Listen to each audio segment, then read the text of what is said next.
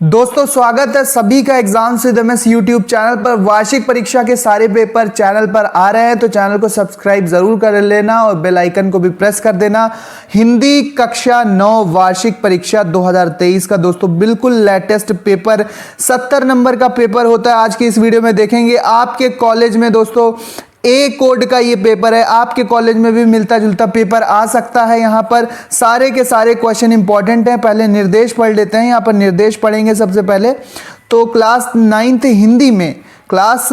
हिंदी में कक्षा 9 हिंदी में प्रारंभ में 15 मिनट परीक्षार्थियों को प्रश्न पत्र पढ़ने के लिए दिए जाएंगे। सभी प्रश्न करना है और सभी प्रश्नों के निर्धारित अंक उनके सम्मुख अंकित है। तो खंड आ में जो OMR वाले प्रश्न है, सबसे पहला प्रश्न है तुलसीदास जी किस भक्ति शाखा के कवि हैं? तो ये राम भक्ति शाखा के कवि हैं। सी वाला ऑप्शन सही है, सी वाला विकल्प करेक्ट है।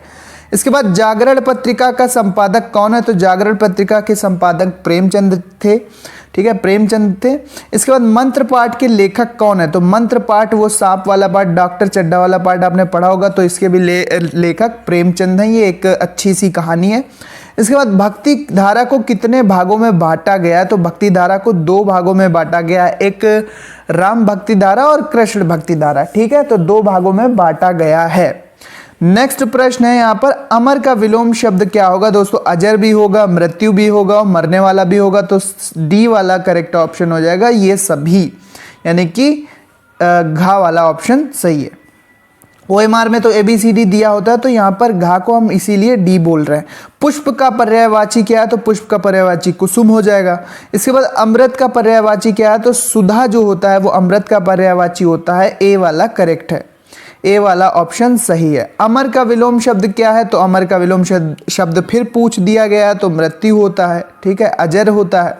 इसके बाद रानी केतकी की कहानी के लेखक कौन है? तो इंशाअल्लाह खान रानी केतकी की कहानी के लेखक हैं। इसके बाद खड़ी बोली हिंदी की प्रथम रचना कौन सी है? तो ये अब आपको कमेंट में बताना कि खड़ी बोली हिंदी की प्रथम रचना कौन सी है। पथ के साथी है, या गोदान है, या गोरा बादल की कथा है, या नमक का दरोगा।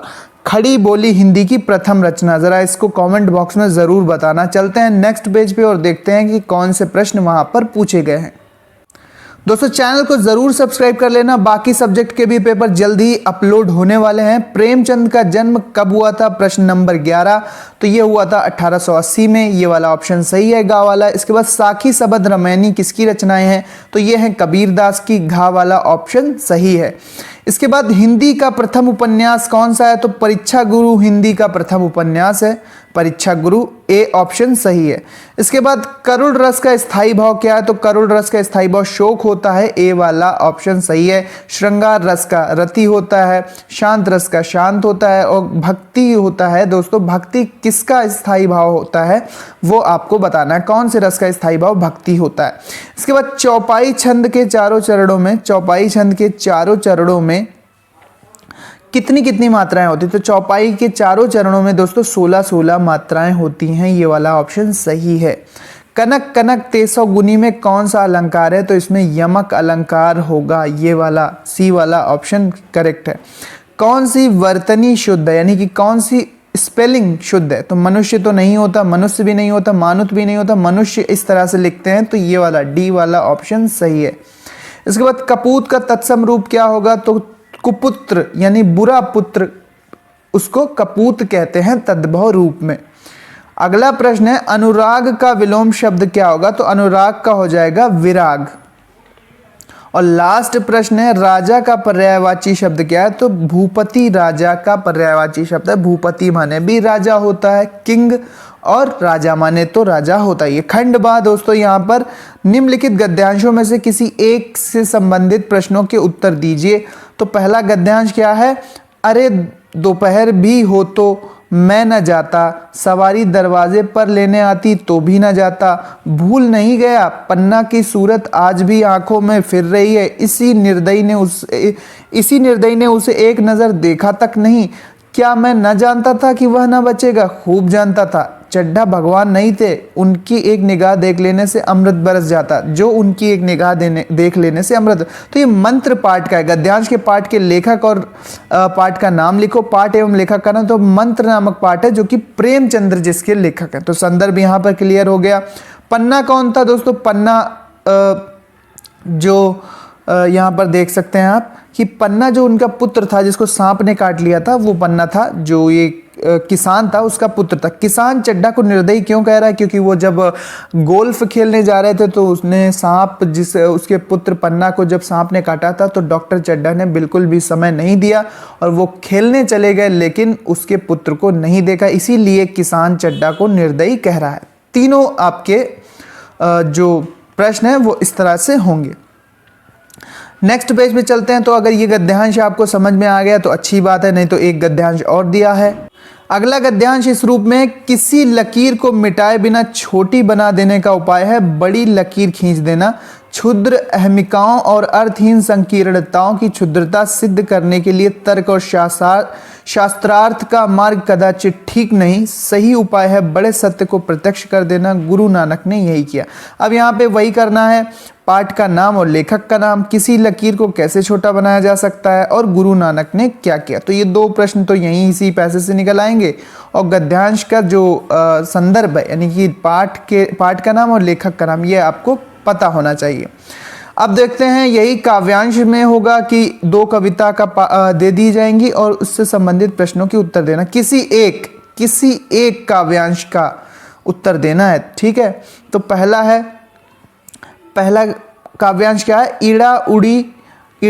ईड़ा उड़ी दिख रहा राजपथ, धुंधली सी छाया चलती, वाणी में थी करुण वेदना, वह पुकार जैसी जलती। तो इसमें पहला प्रश्न है पद्यांश, ये गद्यांश नहीं है, पद्यांश है, काव्यांश है। तो प्रस्तुत काव्यांश के पाठ एवं कवि का नाम लिखना है। ईड़ा को क्या दिखाई दिया, उसकी क्या पहचान थी। तो ये 3 प्रश्न देना। अगर नहीं आता ऊपर वाला तो एक और विकल्प है, कदली सीप भुजंग मुख स्वाति, एक गुण 3, जैसी संगति बैठियो तय सोई फलदीन। इसमें आप कर सकते हो पद्यांश यानी काव्यांश के पाठ एवं लेखक का नाम, कवि का नाम। इसके बाद स्वाति में गिरी पानी की बूंद, क्या परिणाम होता है, संगति का क्या प्रभाव पड़ता है। अब एक आप कर सकते हैं कोई भी काव्यांश, या तो ये करें या फिर ये करें, का या खा में से कोई भी एक कर सकते हैं। ठीक है दोस्तों, सब्सक्राइब कर लीजिए। चलिए आगे बढ़ते हैं। संस्कृत में है दोस्तों, संस्कृत गद्यांश का संदर्भ सहित हिंदी में अनुवाद करना है। तो 2 गद्यांश दिए हैं। संदर्भ यानी पाठ का नाम बताना है, क्योंकि इसमें लेखक तो होते नहीं है, तो पाठ का नाम बता देना और दोस्तों इसका हिंदी में अनुवाद कर देना। 4 नंबर आपको इसके लिए मिलेंगे। तो किसी एक का करना है, दोनों का नहीं करना है, ये बात आपको ध्यान रहनी चाहिए। पैसेज कितना है? पैसेज पहला तो पैसेज है इतना, या तो इसका आप संदर्भ सहित हिंदी में अनुवाद करो या फिर ये सेकेंड वाले का हिंदी में अनुवाद करो संदर्भ सहित। चलते हैं दोस्तों नेक्स्ट पेज पे और देखते हैं कि कौन से प्रश्न पूछे गए हैं लास्ट में। तो दोस्तों यहां पर देख सकते हैं आप कि खा वाला जो प्रश्न है, निम्न में से किसी एक श्लोक का संदर्भ सहित हिंदी में अनुवाद कीजिए। अब श्लोक भी है, उसका भी संदर्भ लिखना है कि कौन से पाठ से है और उसका अनुवाद कर दो। एक श्लोक का करना है, यहाँ पर 2 श्लोक दिए हैं, किसी एक श्लोक का दोस्तों अनुवाद करना है। एक तो ये दिया है और दूसरा यहाँ पर 4 लाइन का ये श्लोक दिया है। तो किसी एक का आप संदर्भ सहित यानी पाठ का नाम लिखेंगे और फिर उसका हिंदी में अनुवाद करेंगे। दीपदान एकांकी से क्या शिक्षा मिलती है, लिखिए। 5 नंबर का प्रश्न। नहीं आता तो आप लिख सकते हैं, नए मेहमान एकांकी के किसी एक पात्र का चरित्र चित्रण कीजिए। प्रश्न संख्या 25, किसी एक लेखक का जीवन परिचय एवं उसकी 2 रचनाएं लिखिए। प्रेमचंद का लिख सकते हो, हजारी प्रसाद द्विवेदी, महादेवी वर्मा। किसी एक लेखक का जीवन परिचय और उसकी 2 रचनाएं। इसी तरह से किसी एक कवि का जीवन परिचय और उसकी 2 रचनाएं। कौन? कबीरदास, मीराबाई, मैथिली शरण। किसी एक कवि का जीवन परिचय और उसकी 2 रचनाएं। 4-4 नंबर के 2 जीवन परिचय पूछे जाएंगे। फिर है अपनी पाठ्य पुस्तक में से कोई कंटेस्ट श्लोक लिखना है जो कि इस प्रश्न पत्र में ना आया हो, मतलब कि ये वाले श्लोक मत छाप देना, कोई एक श्लोक अपने पास से याद किया हुआ आपको लिखना है। इसके बाद निम्न में से किसी एक मुहावरे अथवा लोकोक्ति का अर्थ लिखकर उसका वाक्य प्रयोग कीजिए। तो मुहावरों का अर्थ है, तेली का बैल होना, अकेला चना भाड़ नहीं फोड़ता, खून पसीना एक करना। खून पसीना एक यहाँ पर 2 बार कर दिया। तो किसी एक मुहावरे का बस अर्थ लिखना है और उसका वाक्य प्रयोग करना है।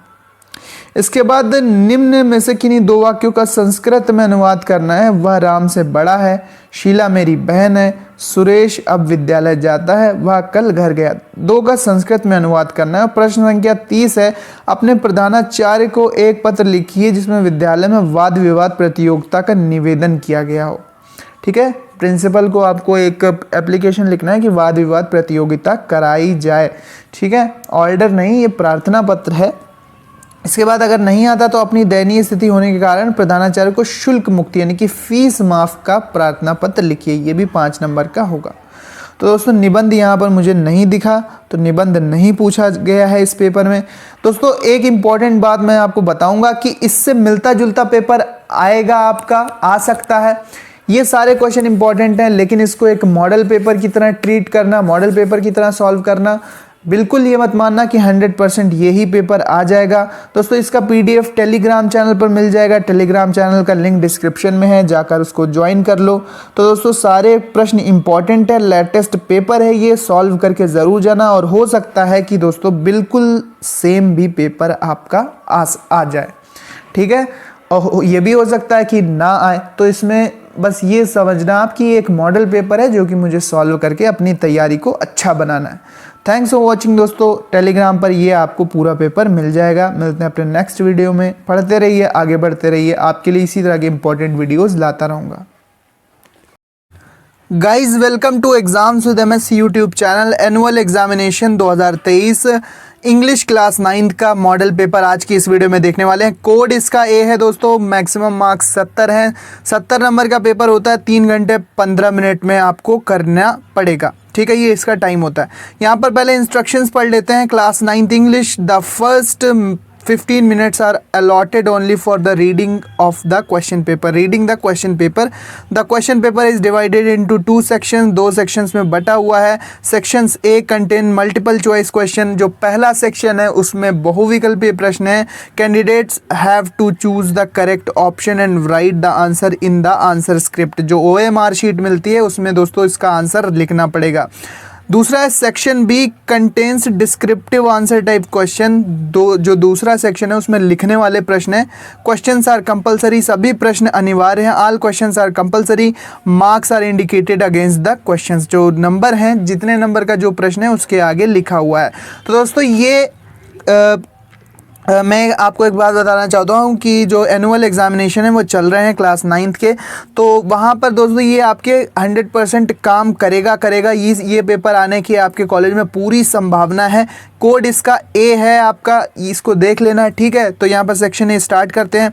तो सेक्शन A में देखो सबसे पहले क्या है, पैसेज पर आधारित 3 प्रश्न हैं जो कि करना है। तो भाई पैसेज ऐसे आप पढ़ लेना, मैं आपको जल्दी से पूरा पेपर दिखा दे रहा हूँ। आप पैसेज पढ़ के इसका आंसर चूज़ कर लेना। इसी से मिलते जुलते पेपर दोस्तों आ रहे हैं। संभावना है कि ये इसी तरह का पेपर आपके में पूछा जाएगा। इस मॉडल पेपर को सॉल्व कर लेना अच्छे से, तो आपकी तैयारी बहुत अच्छी हो जाएगी और इसका फ़ायदा आपको एग्ज़ाम में मिलेगा।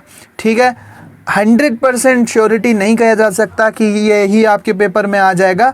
तो बस इसको एक मॉडल पेपर की तरह ट्रीट करो। इसके ज़्यादातर क्वेश्चन इंपॉर्टेंट हैं। हो सकता है कि कुछ क्वेश्चन आपके एग्ज़ाम में आए, हो सकता है कि पूरा ही पेपर आ जाए, हो सकता है कि कुछ प्रश्न ज़्यादातर प्रश्न इसके आपके पेपर में आए।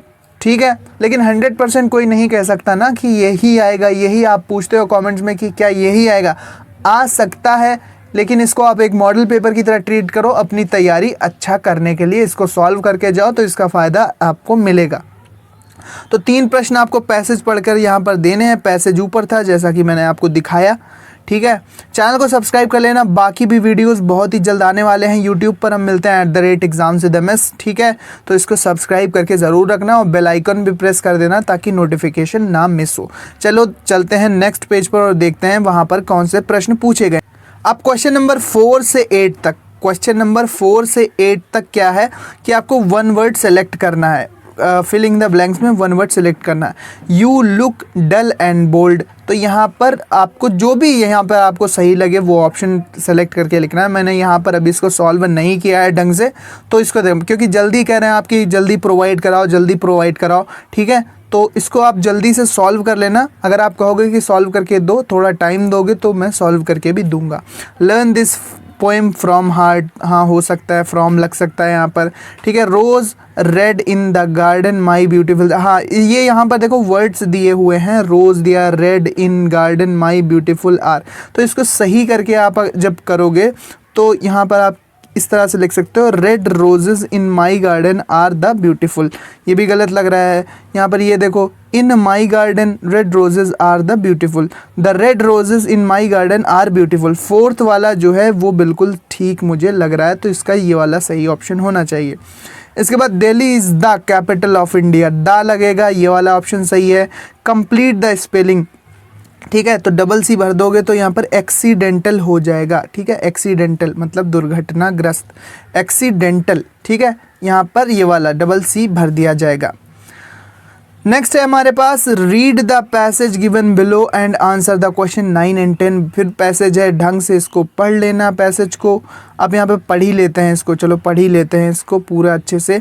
लिखा हुआ है, when India gained independence on 15 August 1947, जब 1947 15 अगस्त को भारत आज़ाद हुआ, Bismillah Khan became the first Indian to greet the nation with shehnai, उन्होंने जो राष्ट्र के लिए शहनाई बजाई थी, किन्होंने, बिस्मिल्लाह खान ने। He poured his heart out in the raag Kafi from the red fort to an audience which included Mahatma Gandhi and Pandit Nehru, ठीक है, वो लेटर गेव हिज फेमस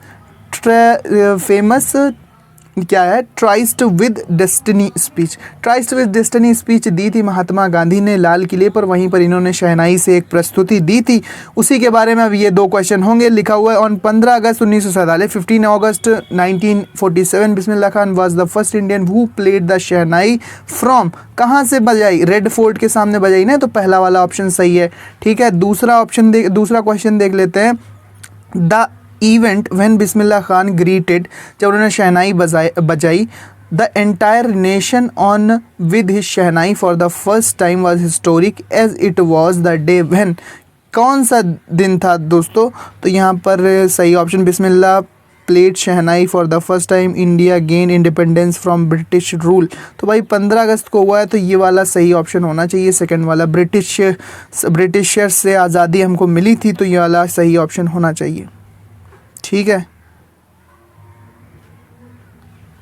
अब यहाँ पे ये इन्होंने लगाया है, अब पता नहीं कि ये सही है, तो ये आप चैप्टर पढ़ोगे, पैसेज को 2-3 बार पढ़ना, ढंग से कर लेना। नेक्स्ट है दोस्तों हमारे पास, बेस्ड ऑन योर अंडरस्टैंडिंग, अपनी समझ के आधार पर, प्रोस लेसन्स, जो कि प्रोस में आपने लेसन्स पढ़े हैं, the correct option to the 11 to 13 of the following question, 11 से 13 तक क्वेश्चंस के अपनी समझ के आधार पर, जो प्रोज में चैप्टर पढ़े हैं उसके हिसाब से। हु टर्न द पेजेस, किसने पन्ने पलटे, टॉमी ने या मार्गी ने, तो ये आपने चैप्टर पढ़े होंगे, ठीक है, तो ये प्रश्न आपको अपने हिसाब से देख लेना है। अब अगला फिर है, read the following stanza and answer the question 14 and 15 below. अब कविता का एक स्टैंजा दिया हुआ है, when the humid shadows hover over the starry spheres and the melancholy darkness, तो ये कविता का पार्ट है, आप पढ़ो देखो कौन सी कविता। फिर इसके नीचे जो प्रश्न दिए हुए हैं, शेडोज रेफर्स टू, शेडोज है जो छाया है वो किसको रेफर करती है, रेन शेडो को इन्होंने लगाया, लेकिन आप अपने हिसाब से लगाना, मैं श्योर नहीं हूँ। The poet is comparing rain drop to the, जो कवि है वो रेन ड्रॉप को किससे कंपेयर कर रहा है, तकिए से कर रहा है, या आंसू से कर रहा है, या परछाई से कर रहा है, या फिर अंधेरे से कर रहा है। इसके बाद द चाइल्ड्स फेवरेट स्वीट, अब यहाँ पे फिर लिखा हुआ है, based on your understanding of the lesson in the moment, in the book moment, जो मोमेंट नाम का चैप्टर है उससे ये क्वेश्चन है 16, 17, 18, 19, 20, ठीक है, 16, 17, 18, 19, 20, 16 से 20 तक के जो मोमेंट चैप्टर से ये प्रश्न पूछे गए हैं, जिनका सही ऑप्शन आपको सेलेक्ट करके लिखना है। बहुत ही इंपॉर्टेंट है दोस्तों ये पेपर, और इसको पूरा सॉल्व ज़रूर करना एक बार ढंग से, ताकि आपके बहुत अच्छे नंबर आए क्लास 9th इंग्लिश में। इसी से मिलते जुलते पेपर आ रहे हैं, अगर ये पूरा ना भी आया तो ज़्यादातर क्वेश्चन इसके ऐसे हैं जो कि ज़्यादा इंपॉर्टेंट हैं और आपकी परीक्षा में आएंगे, ताकि आप चाहे आप किसी भी कॉलेज में क्यों ना पढ़ते हो। सेक्शन बी यहाँ पर देख लो, सेक्शन बी है, सेक्शन बी में read the passage carefully and answer the given below question. जो क्वेश्चन दिए हैं भैया, पैसेज अब एक बड़ा सा दिया हुआ है, यहाँ से लेकर यहाँ तक बैठ के अच्छे से 2-3 बार पढ़ो, ठीक है, और फिर इसके नीचे जो क्वेश्चंस दिए हैं उनका आंसर आपको करना है, ये 3 प्रश्न दिए हैं 2-2 नंबर के, इनको आपको सॉल्व करना है। PTO please turn over, last page पे चलते हैं और देखते हैं कि कहाँ पर कौन से क्वेश्चन पूछे गए हैं।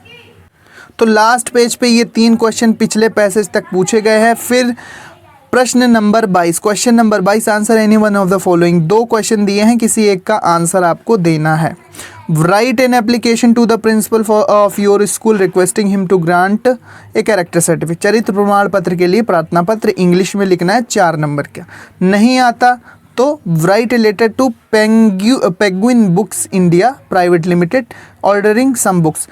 जो पेंगुइन बुक्स इंडिया जो एक कंपनी है जो बुक्स बनाती है या बुक्स देती है, बुक्स बेचती है, उसको कुछ बुक्स के ऑर्डर करने के लिए एक लेटर आपको लिखना है। कोई भी एक का आप कर सकते हैं, या तो ये करो चरित्र प्रमाण पत्र के लिए, या फिर ये पेंगुइन बुक्स वाला ऑर्डरिंग सम बुक्स, ये वाला आप लेटर लिख सकते हो। ऐसे है, फिर ऐसे आया है 80 से 100 शब्दों में। एन इंडियन फार्मर पर लिख सकते हो, द नेशनल लीडर पर लिख सकते हो, माई बेस्ट फ्रेंड पर भी लिख सकते हो। इसके बाद है रीवराइट द फॉलोइंग सेंटेंस, ठीक है, changing into indirect speech, indirect में बदलो, ठीक है। इसको फिर पैसिव वॉइस में बदलना है और फिर इसको पंक्चुएट करना है, ठीक। फिर ये ट्रांसलेशन का है, स्टोरी का है। स्टोरी एक है, छोटा सा ट्रांसलेशन दिया है। लाल बहादुर शास्त्री भारत के दूसरे प्रधानमंत्री थे, तो आप लिखेंगे Lal Bahadur Shastri was the second prime minister of India. Lal Bahadur Shastri was the second prime minister of India. वे गांधी के सच्चे अनुयायी थे। He was the true follower of Mahatma Gandhi या गांधी जी। वे सादा जीवन और उच्च विचार में विश्वास रखते थे। He believed in simple living in high thinking. He believed in simple living and high thinking. सादा जीवन, उच्च विचार मतलब simple living and high thinking.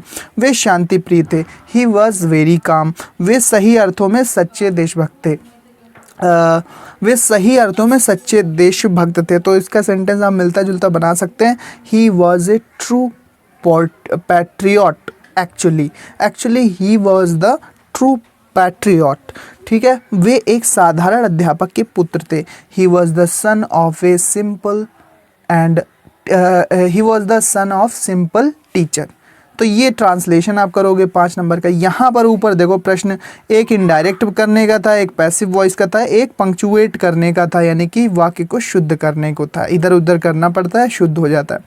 Answer, अब 2 आंसर लिखने हैं 30 से 40 शब्दों में। 3 प्रश्न दिए हैं, आपकी बुक्स पर आधारित हैं यहाँ से, ठीक है। देख लो, स्क्रीनशॉट ले लो कौन से पूछे गए। इसके बाद आंसर 60 शब्दों में देना है किसी एक प्रश्न का, ये लॉन्ग वाला है। इसके बाद why does the poet want the window to blow gently. अब यहाँ पर ये क्वेश्चन है। क्वेश्चन नंबर 28 है central idea, the road not taken. Wind का लिख सकते हो rain on the roof. The lake एल्स ऑफ इनीस फ्री, ठीक है। इनीस फ्री, ये कविताएं हैं, इनका किसी एक का सेंट्रल आइडिया लिखो। 3 नंबर का central idea. Answer any one of the following into 30 to 40 words. किसी एक का 30 से 40 शब्दों में आंसर लिखना है। इंग्लिश में लिखना है, हिंदी में बोल रहा हूँ मैं बस। इसके बाद answer any one of the following into 60 words, ठीक है, इन अबाउट 60 वर्ड्स। तो ये लॉन्ग है, तो ये 4 नंबर का। तो दोस्तों सब्सक्राइब कर लो, यहाँ पर नोटिफिकेशन बेल आइकन को प्रेस करना मत भूलना। मैं पेपर आपके लिए लगातार लाता रहूँगा। साथ ही साथ ये पूरा पेपर आपको टेलीग्राम चैनल पर मिल जाएगा। टेलीग्राम चैनल का लिंक जो है डिस्क्रिप्शन में है। हाँ दोस्तों, मॉडल पेपर है, लेकिन आ भी सकता है आपके कॉलेज में पूरा, और नहीं भी आ सकता है। तो बस इसको अच्छे से सॉल्व करके जाना। अगर ना भी आएगा तो भी आप अच्छे से अपने कॉन्फिडेंस के साथ उस पेपर को भी सॉल्व करोगे, और आपकी तैयारी को बेहतर बनाने में ये मॉडल पेपर आपकी डेफिनेटली हेल्प करेगा। सो मिलते हैं अपने नेक्स्ट वीडियो में। PDF आपको टेलीग्राम पर मिल जाएगा। टेलीग्राम चैनल नहीं है तो टेलीग्राम डाउनलोड कर लो, लिंक पर क्लिक करना। जैसे ही आप वहाँ पर जाओगे तो सारे PDF सारे सब्जेक्ट्स के आपको ये पेपर वहाँ पर मिल जाते हैं। Thanks for watching. मिलते हैं अपने नेक्स्ट वीडियो में। दोस्तों इसका पूरा सॉल्यूशन अच्छे से मैं बनाऊंगा। कमेंट करो ज़्यादा से ज़्यादा, और आप किस जगह से ये वीडियो देख रहे हो ये कमेंट में बताना बिल्कुल मत भूलना। Guys welcome to exams with MS YouTube channel. वार्षिक परीक्षा 2023 विज्ञान कक्षा 9 क्लास 9th साइंस का पेपर आज के इस वीडियो में देखने वाले हैं।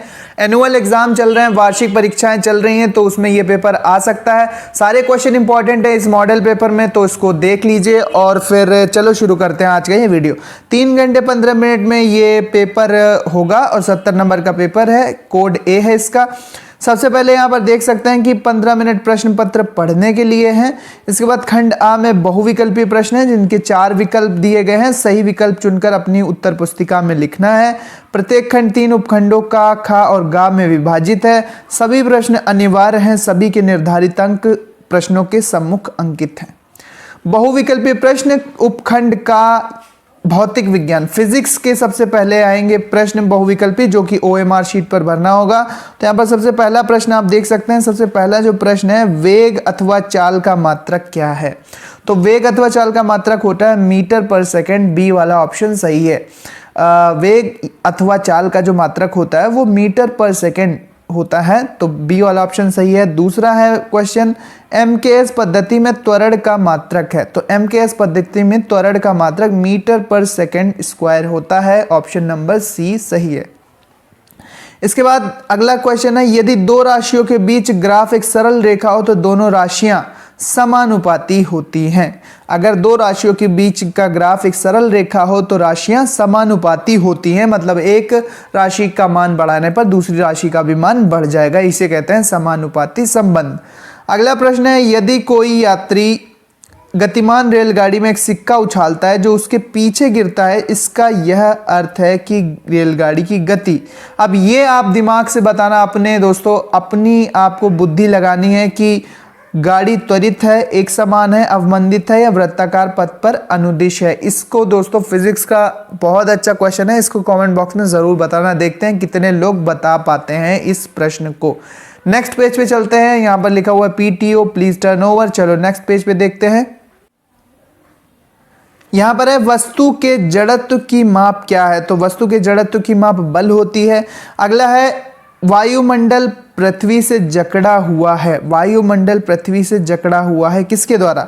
गुरुत्व बल द्वारा, पवन द्वारा, बादलों द्वारा या चुंबकीय क्षेत्र द्वारा। तो इसका सही ऑप्शन होना चाहिए गुरुत्व बल के द्वारा, लेकिन देख लेना इसको दोस्तों, मैं 100% श्योर नहीं हूं। अगला प्रश्न है, यदि एक मनुष्य का भार पृथ्वी पर 60 न्यूटन है तो चंद्रमा पर भार कितना होगा? हम जानते हैं चंद्रमा पर G की वैल्यू पृथ्वी पर G की वैल्यू की 1/6 होती है, यानी 6 से भाग देंगे तो 10 न्यूटन हो जाएगा। ठीक है, डी वाला ऑप्शन करेक्ट है। दोस्तों सब्सक्राइब कर लीजिए, बाकी सब्जेक्ट के भी पेपर जल्दी आने वाले हैं, तो एग्जाम्स विद MS यूट्यूब को जल्दी से सब्सक्राइब कर लो। बेल आइकन को भी प्रेस कर देना ताकि आप तक नोटिफिकेशंस पहुंचती रहें। रसायन विज्ञान उपखंड खा का ये जो प्रश्न है पहला, निश्चित आकार वाले पदार्थ कहलाते हैं, तो वो ठोस कहलाते हैं। ए वाला ऑप्शन करेक्ट है। दूसरा प्रश्न है, पदार्थ के अणुओं के बीच की दूरी गैसीय अवस्था में अधिकतम होती है। ए वाला सही है। किस ताप पर जल का घनत्व अधिकतम होता है? तो ये होता है 4 डिग्री सेल्सियस पर जल का घनत्व अधिकतम होता है। इसके बाद अगला प्रश्न है, ग्रीष्म काल में जल को मिट्टी के बर्तन में रखने पर किस परिघटना के कारण वो ठंडा हो जाता है? विसरण के द्वारा, वाष्पोत्सर्जन के द्वारा, परासरण के द्वारा या वाष्पन के द्वारा। तो ये दोस्तों आपको बताना है क्वेश्चन कि किस घटना के कारण मिट्टी के बर्तन में रखा जल ठंडा हो जाता है। केमिस्ट्री का एक क्वेश्चन आप पे छोड़ रहा हूँ, कमेंट बॉक्स में जरूर बता के जाना। प्रश्न है, ग्रीष्मकाल यानी कि गर्मी के दिनों में पानी को मिट्टी के बर्तन जो घड़ा होता है उसमें रखने पर किस परिघटना के कारण वह ठंडा हो जाता है? विसरण या वाष्पोत्सर्जन, परासरण या फिर वाष्पन। अगला प्रश्न है, निम्न में से कौन एक धातु है? तो नाइट्रोजन गैस है, ऑक्सीजन भी गैस है, सल्फर दोस्तों एक धातु है, सोडियम एक धातु है। डी वाला ऑप्शन सही हो जाएगा। नेक्स्ट प्रश्न है हमारे पास, निम्नलिखित में से तत्व नहीं है। तो ऑक्सीजन भी एक तत्व है, ब्रोमीन भी एक तत्व है, जस्ता भी एक तत्व है, जबकि कागज एक तत्व नहीं है। कागज एक पदार्थ है दोस्तों। अब नेक्स्ट पेज पर चलते हैं और देखते हैं वहां पर कौन से प्रश्न पूछे गए हैं। उपखंड गा बायोलॉजी जीव विज्ञान के प्रश्न आएंगे। कोशिका भित्ति मुख्यतः किसकी बनी होती है? सेल वॉल किसकी बनी होती है पौधों की कोशिकाओं में? तो ये बनी होती है सेलुलोज की। सी वाला ऑप्शन सही है। अगला प्रश्न है माइटोकॉन्ड्रिया का संबंध है, तो माइटोकॉन्ड्रिया का संबंध श्वसन से होता है, रेस्पिरेशन से होता है, रेस्पिरेशन से होता है। ए वाला ऑप्शन सही है, ए वाला ऑप्शन सही होगा, श्वसन। अगला प्रश्न है आनुवांशिक सूचना का वाहक कौन है, तो आनुवांशिक सूचना का जो वाहक होता है वो mRNA होता है, जिसको मैसेंजर RNA या संदेश वाहक राइबो न्यूक्लिक एसिड भी कहते हैं। mRNA आनुवांशिक सूचना का वाहक होता है। अगला प्रश्न है निम्नलिखित में से किस ऊतक की कोशिकाओं में विभाजन की क्षमता होती है, तो ये होती है विभज्य ऊतक में। अगला प्रश्न है प्राणियों में अरेखित पेशियां पाई जाती हैं, ये पाई जाती है मूत्राशय और आहार नाल में। अगला 19वां प्रश्न है दोस्तों तंत्रिका ऊतक कहाँ पाए जाते हैं, मस्तिष्क में। तंत्रिका ऊतक कहाँ नहीं पाए जाते हैं, ठीक है, कहाँ नहीं, तो मस्तिष्क में तो होंगे नर्व सेल्स, मेरू रज्जु यानी स्पाइनल कार्ड में भी होंगे, नर्व्स में भी होंगे, नर्व्स यानी कि जो तंत्रिकाएं होती हैं उसमें भी होंगे, लेकिन कंडराओं में तंत्रिका ऊतक यानी कि तंत्रिका सेल्स जो होते हैं, नर्व सेल्स, वो नहीं होंगे। 20वां प्रश्न है निम्नलिखित में से किसमें परिपक्वता के समय केंद्रक लोप नहीं होता, यानी कि परिपक्वन के दौरान, परिपक्वन जब होता है सेल का, तो जो उसका केंद्रक होता है वो गायब किसमें नहीं हो जाता, तो आरबीसी में तो गायब हो जाता है। चालनी कोशिकाओं का पता नहीं, वाहिकाओं का पता नहीं, सहचर कोशिकाओं का पता नहीं, तीनों प्लांट सेल्स हैं। तो कमेंट बॉक्स में इसका भी उत्तर दोस्तों आप बताना, अगर आपको पता है, नहीं पता है तो सर्च करना, ठीक है, ढूंढना, प्रयास करना, इसको सीखना। अब खंड ब वर्णात्मक है, 50 नंबर के प्रश्न हैं। उपखंड ख भौतिक विज्ञान में पहले 4 नंबर का प्रश्न पूछ दिया गया। दूरी और विस्थापन में अंतर बहुत सरल है, याद कर लेना। इसके बाद औसत चाल तथा औसत वेग में क्या तात्पर्य है, गति के नियमों के आधार पर तैरने की क्रिया समझाइए, गति के नियमों के आधार पर तैरने की क्रिया समझाइए। इसके बाद भारहीनता से आप क्या समझते हैं, भारहीनता की 3 स्थितियां समझाइए। भारहीनता की 3 स्थितियां आपको समझाना, एक तो लिफ्ट में होती है भारहीनता की स्थिति। भारहीनता क्या, जब भार महसूस ना हो, ठीक है, जब किसी वस्तु का वेट 0 हो जाए तो उसे भारहीनता कहते हैं। आगे बढ़ते हैं और नेक्स्ट पेज पे देखते हैं कि कौन से प्रश्न पूछे गए हैं दोस्तों। फिजिक्स का विस्तृत उत्तरीय प्रश्न पूछ दिया गया है 6 नंबर में। घर्षण क्या है, फ्रिक्शन क्या है, ठीक है, घर्षण क्या है, घर्षण क्या है, घर्षण क्यों उत्पन्न होता है, घर्षण से होने वाले लाभ तथा हानियां बताइए। तो घर्षण पे 6 नंबर का प्रश्न नहीं आता। तो आर्किमिडीज का सिद्धांत क्या है, इसका प्रायोगिक सत्यापन किस प्रकार किया जा सकता है, समझाइए। चांदी का अपेक्षित घनत्व 10.8 है, पानी का घनत्व 130 किलोग्राम प्रति मीटर क्यूब है, एसआई मात्रक में चांदी का घनत्व क्या होगा, ये वाला प्रश्न आप लगा सकते हैं। अब उपखंड खा रसायन विज्ञान का है, केमिस्ट्री का है, यहाँ से प्रश्न पूछे जाएंगे। पहला प्रश्न है 4 नंबर में, बर्फीले जल से भरे गिलास की बाहरी सतह पर पानी की बूंदें क्यों दिखाई देती हैं। अगला प्रश्न है निम्न में से किन्हीं 2 पर उदाहरण सहित व्याख्या कीजिए, किन्हीं 2 की उदाहरण सहित व्याख्या कीजिए। संतृप्त विलयन की परिभाषा उदाहरण लिख देना, शुद्ध पदार्थ का परिभाषा उदाहरण, निलंबन क्या होता है इसका परिभाषा उदाहरण, कोलाइड क्या है। 2 का करना है, 2 नंबर 4 नंबर के 2 टिप्पणियां, 2 नोट्स आपको करने, कोई भी 2 कर देना। दिए 4 हैं, करने 2 हैं, दिए 4 टॉपिक हैं, करने 2 हैं, परिभाषा लिखना है और उदाहरण लिख देना। अब विस्तृत उत्तरीय प्रश्न केमिस्ट्री से, विलयन क्या है, इसके 4 उदाहरण दीजिए। विलयन के गुणधर्मों का उल्लेख करो, विलयन के गुणधर्मों का उल्लेख करो। नहीं आता विलयन तो अथवा में क्वेश्चन है, या तो ये करो या फिर ये करो। वाष्पीकरण से क्या समझते हो, वाष्पीकरण को प्रभावित करने वाले कारकों के बारे में बताइए। वाष्पन और क्वथन में क्या अंतर है, स्पष्ट कीजिए। वाष्पन और क्वथन में क्या अंतर है, स्पष्ट कीजिए। अभी तक सब्सक्राइब नहीं किया दोस्तों, सब्सक्राइब ज़रूर कर लेना, बाकी भी पेपर जल्द ही आने वाले हैं। तो उपखंड गा बायोलॉजी जीव विज्ञान, पहला प्रश्न 4 नंबर का है, CO2 तथा पानी जैसे पदार्थ कोशिका के अंदर तथा बाहर कैसे जाते हैं, समझाइए। CO2 तथा पानी जैसे पदार्थ कोशिका के अंदर तथा बाहर कैसे जाते हैं, ये समझाना है। मृदा प्रदूषण से आप क्या समझते हैं, मृदा प्रदूषण, सॉइल पोल्यूशन से आप क्या समझते हैं, मृदा प्रदूषण। मृदा प्रदूषण से उत्पन्न करने वाले कारकों को सूचीबद्ध कीजिए, यानी कि मृदा प्रदूषण को कौन से वो कारक हैं जो कि मृदा प्रदूषण उत्पन्न करते हैं। इसके बाद फ्लोएम तथा जाइलम में अंतर लिखिए, फ्लोएम तथा जाइलम में अंतर लिखिए। ये रहा प्रश्न, एक सेकेंड। फ्लोएम तथा जाइलम में अंतर लिखिए, प्रश्न संख्या 10। ये भी 4 नंबर का है। तो ये 3 प्रश्न लघु उत्तरीय आपसे हर उपखंड में पूछे जाएंगे, केमिस्ट्री में भी, फिजिक्स में भी और बायो में भी। विस्तृत उत्तरीय प्रश्न 1 पूछा गया है बायो में, गुणसूत्र किसे कहते हैं? गुणसूत्र की संरचना अथवा कार्यों का, संरचना एवं कार्यों का वर्णन करो।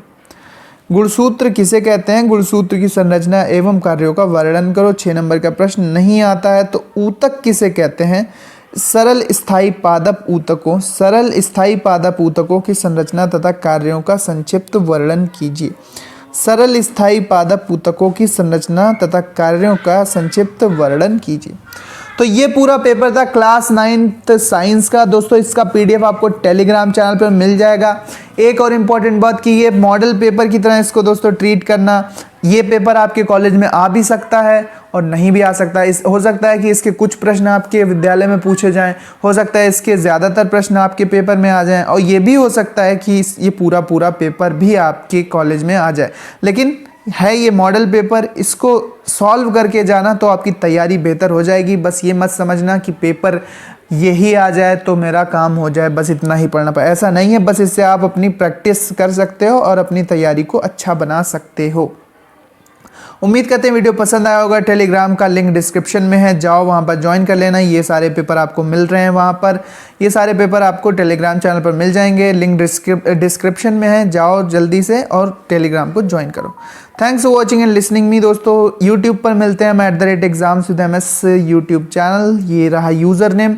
तो शेयर ज़रूर करना, दोस्तों को शेयर करना, व्हाट्सएप स्टेटस पे लगा देना। इसी तरह के मॉडल पेपर आपकी वार्षिक परीक्षा 2023 के लिए आते रहेंगे। कोड इसका ए था। Thanks for watching. आपके लिए इसी तरह के इंपॉर्टेंट वीडियोस लाता रहूँगा। Guys welcome to exams with MS YouTube channel. वार्षिक परीक्षा 2023 का SST क्लास 9th सामाजिक विज्ञान कक्षा 9 का पेपर देखने वाले हैं। दोस्तों सेट A है, यहाँ पर वार्षिक परीक्षाएं चल रही हैं तो उसके लिए दोस्तों बहुत ही ज़्यादा हेल्पफुल होने वाला है आज का ये पूरा पेपर। इसको अच्छे से सॉल्व करके जाना दोस्तों, बहुत ही ज़्यादा संभावना रहेगी कि बिल्कुल सेम भी पेपर आपका आ सकता है। वीडियो को एंड तक देखना, चैनल को सब्सक्राइब कर लो, बाकी भी मॉडल पेपर्स आने वाले हैं। और कमेंट में ये मत लिखना भूलना कि आप वीडियो कौन सी जगह से देख रहे हो, कहाँ से आप वीडियो देख रहे हो, ठीक है? तुरंत कमेंट करके बताओ। चलो आगे बढ़ते हैं दोस्तों। सोशल स्टडीज़ का ये पेपर, सामाजिक विज्ञान कक्षा 9 का 70 नंबर का पेपर होगा। 3 घंटे 15 मिनट आपको दिए जाएंगे। प्रारंभ में 15 मिनट प्रश्न पत्र को पढ़ने के लिए है। प्रश्न पत्र का और खा 2 खंडों में विभाजित है। प्रत्येक खंड के सभी प्रश्न एक साथ हल करना आवश्यक है। प्रत्येक खंड का उत्तर नए पृष्ठ से शुरू करना है। प्रत्येक प्रश्न के निर्धारित अंक उसके सम्मुख अंकित है, मतलब उसके सामने लिखे हुए हैं। का तथा खा खंडों हेतु दिए गए मानचित्र को उत्तर पुस्तिका में मजबूती के साथ जोड़ देना है। तो सबसे पहले खंड का देखते हैं, बहुविकल्पीय प्रश्न जो कि OMR शीट पर आपको करना होगा। लिखा है विकल्पों का सही उत्तर चुनकर अपनी उत्तर पुस्तिका में लिखना है, ठीक है? फ्रांस की क्रांति कब हुई थी? अब ये आप कमेंट करके बताओ। एक क्वेश्चन मैं आप पर छोड़ रहा हूं कि फ्रांस की क्रांति कब हुई थी, जरा बताना। सन 1789 में या सन 1989 में, 1946 में या इन सभी में? कमेंट करके तुरंत बताओ कि फ्रांस की क्रांति कब हुई थी। 9th में पढ़ते हो, सोशल स्टडीज पढ़ते हो तो ये पता होना चाहिए। रूसी क्रांति के समय रूस का सम्राट कौन था? तीसरा वाला सही हो जाएगा, लेनिन। इसके बाद थार का मरुस्थल कहाँ पर स्थित है? तो थार का मरुस्थल राजस्थान में है, ऑप्शन A करेक्ट है।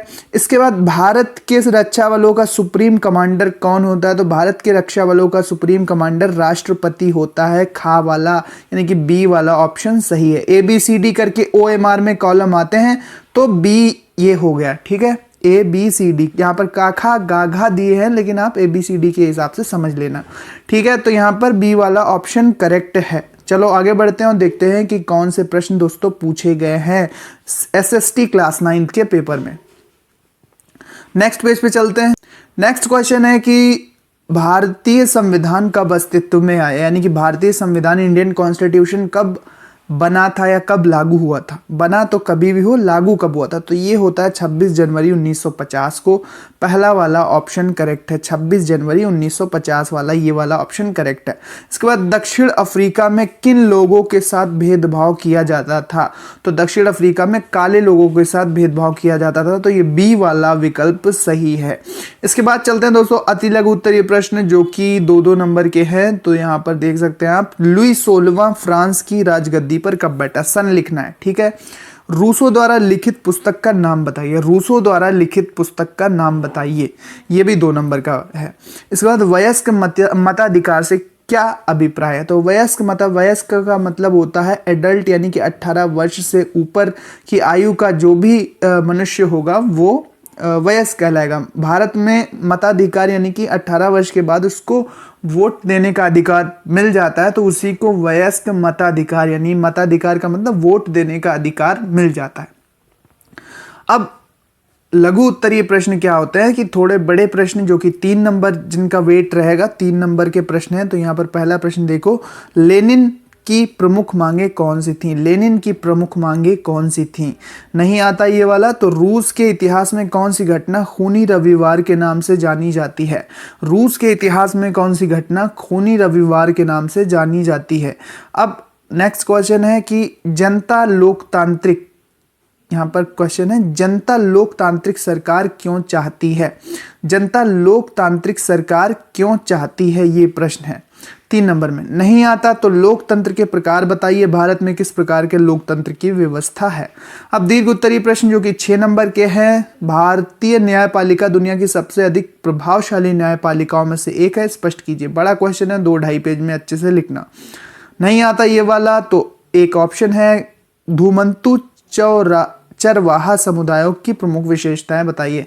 घुमंतु यानी कि घूम घूम के जो बकरियां भैंसे वगैरह चराते हैं, इनके जो समुदाय होते हैं, जो इनकी कम्युनिटी होती है, इनकी विशेषताएं बताना है। अब यहाँ पर लोकतंत्र के प्रकारों का विस्तार से वर्णन कीजिए, विस्तार से समझाइए।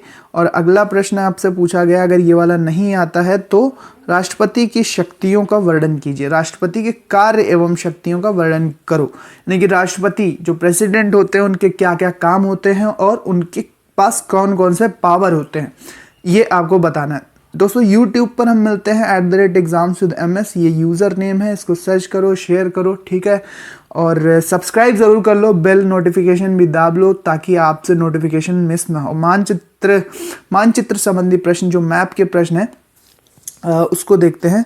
तो यहाँ पर दिए गए भारत के मानचित्र में निम्नलिखित को दर्शाना। वह स्थान जहाँ संसद भवन है, तो दिल्ली के सामने, दिल्ली जहाँ पर आपको लगे मानचित्र में, वहाँ पर ये निशान बनाना है और वहाँ पर लिख देना है दिल्ली। धनगर समुदाय के क्षेत्र को इस चिन्ह से दर्शाना है, नाम भी लिखना। वह स्थान जहाँ श्री कृष्ण का जन्म हुआ, तो यूपी में कहीं पर रख देना इसका निशान और मथुरा लिख देना, ठीक है। नेक्स्ट पेज पर चलते हैं। वह स्थान जहां पर सूर्य मंदिर स्थित है, तो सूर्य मंदिर कहां पर है, जरा कमेंट बॉक्स में बताओ कि सूर्य मंदिर कहां पर है। वह स्थान जिसे गुलाबी शहर के नाम से जाना जाता है, तो जयपुर राजस्थान में भी ये चिन्ह बनाकर लिख देना जयपुर। अब खंड खा बहुविकल्पीय प्रश्न आ गए हैं जो कि OMR पर करने पड़ेंगे। देश में प्रधानमंत्री रोजगार योजना कब शुरू हुई? देश में प्रधानमंत्री रोजगार योजना कब शुरू हुई? इसका सही ऑप्शन जरा कमेंट बॉक्स में बताओ, ठीक है। कब शुरू हुई? सन 1995 में, 1999 में, सन 2000 में, या फिर सन 1993 में। इसके बाद वानिकी क्षेत्र के अंतर्गत किस क्षेत्र के अंतर्गत की आर्थिक क्रिया है? तो वानिकी किस क्षेत्र के अंतर्गत की आर्थिक क्रिया है? देखो, कृषि तो प्राथमिक क्षेत्र की होती है, तो वानिकी भी प्राथमिक क्षेत्र में आना चाहिए, लेकिन मैं श्योर नहीं हूं। इस क्वेश्चन का आंसर अच्छे से देख कर जाना है, ठीक है। अगला क्वेश्चन है, कौन सी रेखा भारत को दो भागों में बांटती है? तो ये तो क्वेश्चन बताने की आवश्यकता नहीं है कि कौन सी रेखा भारत को 2 भागों में बांटती है। देखते हैं कितने लोगों को पता है कि कौन सी रेखा भारत को 2 भागों में बांटती है। मकर रेखा, भूमध्य रेखा, कर्क रेखा, या इनमें से कोई नहीं। तो ABC ऑप्शन में से ही एक आपको बताना है, ये तो निकाल ही दो। अब देखते हैं, एक स्थलीय भाग जो 3 ओर से समुद्र से घिरा होता है उसको प्रायद्वीप कहते हैं। B वाला करेक्ट हो जाएगा, प्रायद्वीप। क्या कहते हैं? प्रायद्वीप, ठीक है। इसके बाद निम्न में से कौन सी लवणीय जल वाली झील है? तो यहाँ पर सही ऑप्शन है डल झील, एक सॉल्टी झील है। नगरीय क्षेत्रों में कौन सी बेरोजगारी पाई जाती है? प्रच्छन्न मतलब छिपी हुई बेरोजगारी क्या होती है कि एक ही काम में बहुत से लोग लग गए हैं, काम कम है लेकिन उसमें थोड़ा थोड़ा मदद कर रहे हैं, तो बेरोजगारी छिप जाती है, उसको प्रच्छन्न बेरोजगारी कहते हैं। प्रच्छन्न का मतलब छिपी हुई, हिडन। मौसमी बेरोजगारी तो शहर में पाई जानी चाहिए। शिक्षित बेरोजगारी आई थिंक इसका सही ऑप्शन होना चाहिए, तो सी मैं लगाऊंगा, बाकी आप देख के जाना, ठीक है। नगरीय क्षेत्रों में शिक्षित तो होते हैं लेकिन उस हिसाब से रोजगार नहीं होते, ठीक है। गांव में प्रच्छन्न बेरोजगारी पाई जाती है, एक ही काम में ढेर सारे लोग लगे रहते हैं, और मौसमी बेरोजगारी भी गांव में पाई जाती है, तो शिक्षित बेरोजगारी सी वाला सही ऑप्शन होगा। अति लघु उत्तरीय प्रश्न 2-2 नंबर वाले देख लो, 2-2 नंबर वाले हैं। क्षेत्रफल में भारत से बड़े 4 देशों के नाम बताओ। तो एक तो चाइना लिख लेना, एक कजाकिस्तान लिख लेना, एक रूस लिख लेना, एक चाइना लिख लेना, एक ऑस्ट्रेलिया लिख देना और एक दक्षिण अमेरिका लिख देना, ठीक है, हो जाएगा काम।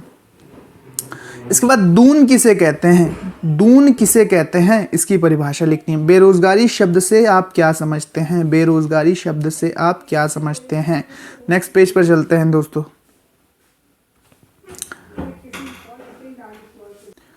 क्वेश्चन नंबर 24, पूर्वी घाट तथा पश्चिमी घाट में अंतर बताइए। लघु उत्तरीय है अथवा हिमालय का निर्माण कैसे हुआ ये बताना है आपको।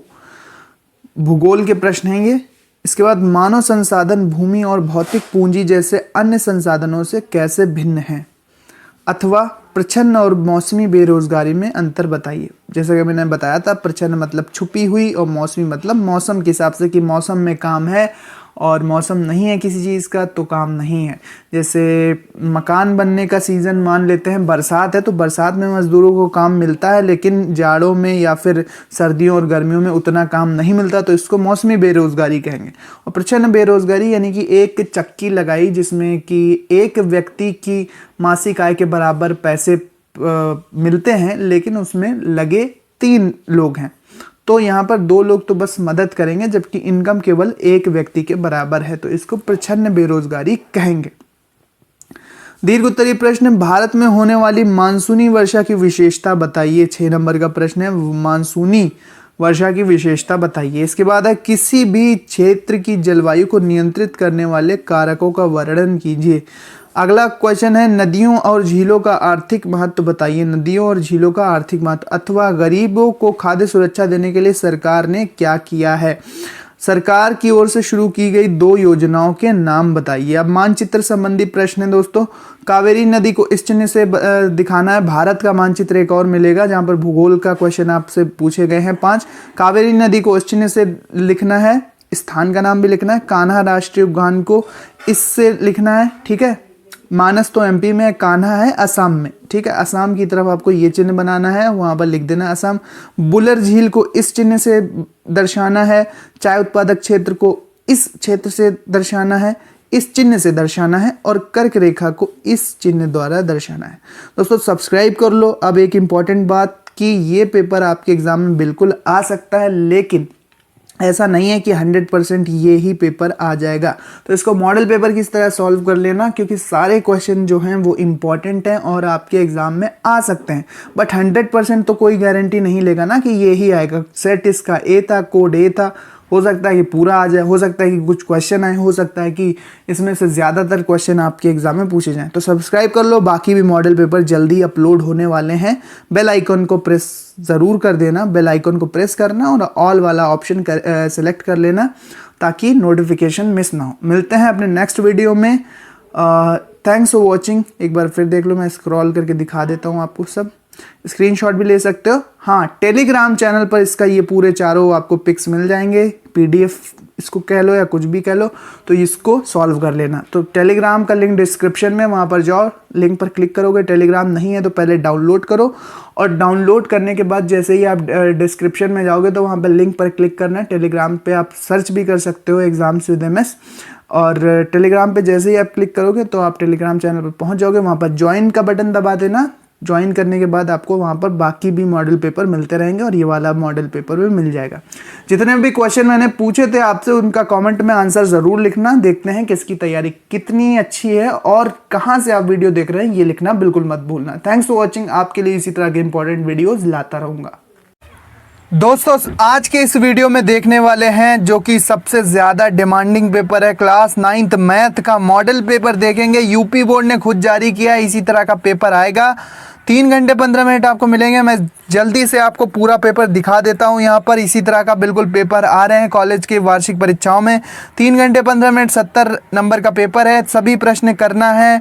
2 खंड हैं। खंड आ में 20 अंक के बहुविकल्पी प्रश्न हैं जिनको OMR शीट पर भरा जाना है। इसके बाद OMR शीट पर उत्तर लिखने के बाद इरेजर वाइटनर इनका प्रयोग नहीं करना है। खंड बा में 50 नंबर के और भी सवाल हैं जो कि आपको हल करना पड़ेगा कॉपी पर। इस खंड में कुल 5 प्रश्न हैं। कौन से खंड में? खंड बा में। प्रत्येक प्रश्न के प्रारंभ में स्पष्ट लिख दिया गया कि उसके कितने खंड करने हैं। क्लास 9th मैथ का मोस्ट इंपॉर्टेंट मॉडल पेपर दोस्तों दिखाने वाले आज की इस वीडियो में। वीडियो का एंड तक देखना। कहाँ से वीडियो आप देख रहे हो कमेंट बॉक्स में बताना बिल्कुल मत भूलना। नेक्स्ट अब चलते हैं प्रारंभ। चलो पेपर शुरू करते हैं। खंडा, यहाँ पर पहला प्रश्न है किन्हीं 2 परिमेय संख्याओं के बीच की संख्या होती है, कैसी होती है ये आपको बताना है। सही विकल्प चुनकर आपको लिखना। मैंने अभी सॉल्व नहीं किया है, सॉल्व करूंगा। अगर आप कमेंट बॉक्स में बताओगे तो मैं जल्दी से आपको यहाँ पर स्क्रॉल करके सारे क्वेश्चन दिखा देता हूँ जो कि बहुविकल्पी प्रश्न पूछे गए हैं क्लास 9th मैथ में। इसी तरह के पेपर आ रहे हैं वार्षिक परीक्षा के हर कॉलेज में। देख लो सारे प्रश्न। प्रश्न नंबर 5 हो गया। प्रश्न नंबर 6 यहाँ पर। प्रश्न नंबर 6 यहाँ पर कोण BAC का मान पूछा गया। तो केंद्र पर बना कोण जो होता है वो परिधि पर बने कोण का 2 गुना होता है। अगर ये 60 है तो ये 30 हो जाएगा। ठीक है। इसके बाद यहाँ पर देखो 16 सही 16 की पावर 3/4 इसका मान पूछा गया है। बहुपद यहाँ पर दिया है y की पावर 97 + 97 y+1 से भाग देने पर शेषफल कितना आएगा। 36/100 का दशमलव प्रसार कितना होगा। यहाँ पर देखो ये प्रश्न एक पूछा गया है सर्वांग समता पर आधारित। इसके बाद देखते जाओ, स्क्रीनशॉट लेते जाओ। यहाँ पर देख लो ये प्रश्न सारे पूछे जा रहे हैं। इसी तरह के प्रश्न आ रहे हैं वार्षिक परीक्षा में मैथ क्लास 9th में। देख लो प्रश्न नंबर 13, प्रश्न नंबर 14 गुणनखंड पूछे गए हैं। गुणनखंड पूछे गए 6x² + 11x + 3 के गुणनखंड क्या होंगे ये आपको बताना है। सही से सवाल करके OMR पर भरना पड़ेगा। x+1, 3x² + 2x - k का एक गुणनखंड है तो k का मान क्या होगा ये बताना है। रैखिक समीकरण 2x + 3y = k का हल 2, 0 है तो k का मान क्या होगा। दोस्तों जल्दी से आपको पेपर प्रोवाइड कराना है इसलिए सॉल्व नहीं किया है तो कमेंट बॉक्स में ज़्यादा से ज़्यादा बताओ कि इसका सॉल्यूशन आपको चाहिए है या नहीं चाहिए। मॉडल पेपर है, यूपी बोर्ड ने खुद जारी किया है तो इसके इसी तरह के प्रश्न आएंगे। हो सकता है कि बिल्कुल सेम भी पेपर आपका आ सकता है। किसी शंकु की त्रिज्या 4 सेंटीमीटर और त्रिज्या की ऊंचाई 5 सेंटीमीटर है तो इसका आयतन पूछा गया है। ठीक है। और नेक्स्ट 20वां प्रश्न, एक सिक्कों को 50 बार उछाला जाता 25 बार चित्त प्राप्त होती है, इस घटना की प्रायिकता क्या होगी। ठीक है। तो ये वाला उत्तर सही होना चाहिए। आधी प्रायिकता होगी यानी 50%। खंड बा देखो, प्रत्येक खंड बा में सबसे पहला प्रश्न है। खंड बा 2 नंबर के प्रश्न स्टार्ट है। प्रत्येक वास्तविक संख्या एक अपरिमेय संख्या होती है। कथन सत्य है असत्य है, अपने उत्तर का कारण भी बताओ। परिमेय संख्याओं 5/7 और 9/11 के बीच 4 अलग अलग अपरिमेय संख्याएं ज्ञात करो। अगला प्रश्न है निम्न में से निम्नलिखित कथन सत्य हैं या असत्य, लिखिए अपने उत्तरों का औचित्य भी दीजिए। कौन से कथन है? एक द्विपद की घात 5 हो सकती है, एक बहुपद का शून्यक सदैव 0 होता है।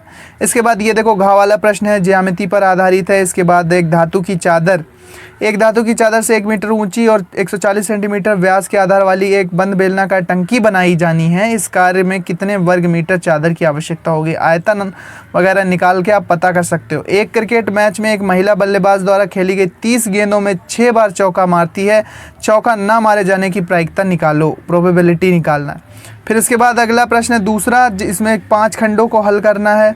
ये देखो ये सारे प्रश्न हैं जो कि पूछे गए हैं, सारे इंपॉर्टेंट हैं, सॉल्व करके ज़रूर जाना। जल्दी मैं और भी मैथ के मॉडल पेपर प्रोवाइड कराऊंगा तो उसके लिए बिल्कुल भी चिंता ना करो। कॉलेज में जैसे जैसे पेपर हो रहे हैं, जैसे जैसे पेपर प्राप्त हो रहे हैं, वैसे वैसे वीडियोस अपलोड किए जा रहे हैं ताकि आपकी तैयारी को बेहतर बनाया जा सके और आपको ज़्यादा से ज़्यादा तैयारी का मौका मिले और मॉडल पेपर आपको मिल जाएँ अच्छे। जिससे आप अपने परीक्षा में अच्छा स्कोर करो और अपनी तैयारी को बेहतर बना सको। ये सारे मॉडल पेपर हैं, बिल्कुल 100% की कोई गारंटी नहीं लेगा कि ये ही 100% आएगा, लेकिन हाँ संभावना रहती है। अगर कोड मिल जाता है तो फिर पेपर आपके पेपर में आ जाता है, नहीं तो ज़्यादातर क्वेश्चन तो इम्पॉर्टेंट हैं, तैयारी तो आपकी बेहतर बनाएंगे ये सारे मॉडल पेपर। और लास्ट में देखो ये पूछा गया, टेलीग्राम पर इसका पीडीएफ मिल जाएगा, टेलीग्राम का लिंक डिस्क्रिप्शन में है, जाओ ज्वाइन करो, टेलीग्राम पर ये पीडीएफ मिल जाएगा, इसको हल कर लेना। और भी जल्दी मैथ के मॉडल पेपर लाने वाला हूँ, तो चैनल को सब्सक्राइब ज़रूर कर लो, बेल नोटिफिकेशन भी दबा देना ताकि कोई भी नोटिफिकेशन मिस ना हो, जैसे ही वीडियो डालूंगा आपको पता चल जाएगा। थैंक्स फॉर वॉचिंग, आपके लिए इसी तरह की इंपॉर्टेंट वीडियोस लाता रहूँगा। सो मिलते हैं अपने नेक्स्ट वीडियो में। मैथ क्लास 9 का ये था यूपी बोर्ड द्वारा जारी किया गया मॉडल पेपर। मिलते हैं अपने नेक्स्ट वीडियो में। Thank you and bye bye. Guys welcome to exams with MS YouTube channel. Drawing class 9 चित्रकला कक्षा 9 का वार्षिक परीक्षा 2023 का पेपर बिल्कुल लेटेस्ट पेपर है दोस्तों। वार्षिक परीक्षा के सारे पेपर चैनल पर आ रहे हैं, तो सब्सक्राइब करके ज़रूर रखना दोस्तों। बेल आइकन को दबा दो, सब्सक्राइब का बटन भी आप दबा दो, तो आपको सारे वीडियोस जल्दी दोस्तों मिलने वाले हैं। दोस्तों 3 घंटे 15 मिनट का आपको पेपर मिलेगा, 3 घंटे 15 मिनट में करना है। 70 नंबर का पेपर है। निर्देश है प्रारंभ में 15 मिनट प्रश्न पत्र पढ़ने के लिए हैं। प्रश्न पत्र, अब कला में थोड़ा निर्देश अच्छे से पढ़ना चाहिए। लिखा हुआ है प्रश्न पत्र 3 खंडों में है। खंड का में बहुविकल्पीय प्रश्न है। इस खंड में प्राविधिक कला, आलेखन तथा मानव चित्रण। प्रत्येक खंड 10 अंक का होगा। कुल प्रश्न 30 होंगे। मानव चित्रण के 10 प्रश्न करना अनिवार्य है तथा 10 प्रश्न प्राविधिक अथवा आलेखन कला से करने होंगे। कुल 20 प्रश्न करना होगा। खंड खा में क्या है? खंड का इस खंड से प्राविधिक कला तथा आलेखन कला में किसी एक के प्रश्नों को हल कीजिए। और खंड गा में मानव चित्रण हल करना अनिवार्य है। तो देखो यहाँ पर देखिए, यहाँ पर प्राविधिक कला जो है बहुविकल्पीय प्रश्न, इसको आप छोड़ सकते हैं क्योंकि यहाँ पर 20 प्रश्न आपको करने हैं। वैसे आप ये सारे प्रश्न देख लो, ठीक है, ये पूछे गए हैं। अब दोस्तों नेक्स्ट पेज पे चलते हैं और वहाँ पर दिखाते हैं आपके कि कौन से प्रश्न पूछे गए हैं। यहाँ पर आप देख सकते हैं कि ये प्राविधिक कला के ही प्रश्न चल रहे हैं। अभी ये सारे प्रश्न प्राविधिक कला के हैं। इसके बाद आलेखन कला के जो प्रश्न हैं वो यहाँ पर सॉल्व किए गए हैं। आलेखन कितने प्रकार के होते हैं? 4 प्रकार के। औष्टवाल रंग में कितने रंग होते हैं? 8 रंग होते हैं। तटस्थ रंग कौन से होते हैं? काले सफ़ेद होते हैं। कौन सा रंग उदासीन होता है दोस्तों? काला रंग उदासीन होता है। रंग में कौन सा रंग मिलाने पर टिंट का निर्माण होता है? तो दोस्तों 5 का C है, यानी कि सफ़ेद रंग मिलाने पर टिंट का निर्माण होता है। गर्म रंग कौन से होते हैं? लाल, नारंगी, पीला और बैंगनी गर्म रंग होते हैं। इसके बाद भारतीय चित्रकला में क्या प्रधान है? तो रेखा सौष्ठव प्रधान है। इसके बाद ज्यामितीय आलेखन का निर्माण होता है, तो ज्यामितीय तत्वों से होता है।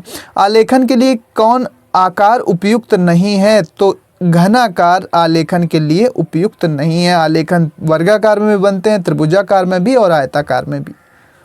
इसके बाद देख सकते हैं आप कि अल्पना का जन्म कहाँ हुआ? तो दोस्तों बंगाल में हुआ। बी वाला ऑप्शन करेक्ट है।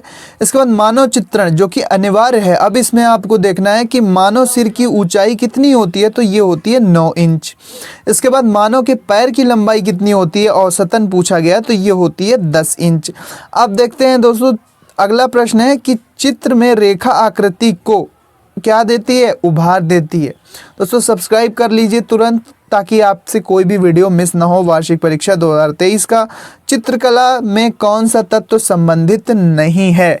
अब ये कमेंट बॉक्स में बताना। इसका उत्तर सही नहीं मिल पाया है तो इसको कमेंट बॉक्स में बताना कि चित्रकला में कौन सा तत्व संबंधित नहीं है। रूप, प्रभाव, स्थिति या भाव।